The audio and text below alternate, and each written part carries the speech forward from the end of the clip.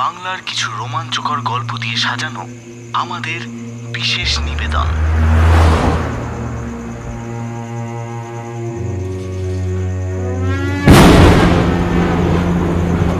অমাবস্যার অন্ধকার রাতে কতই না বাচ্চাদের খেয়েছে ওই ডাইনিরা।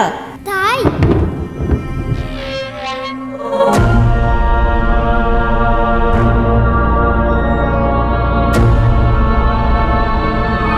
লোকে বলে এ বাড়িতে নাকি জিনের দাঁড় আছে। এ দেশে জিন নয় ভাই, খুব খারাপ জিন। আমি চরিত্রের অভিনয় নয়, চরিত্র হয়ে ওঠাতে বিশ্বাস করি।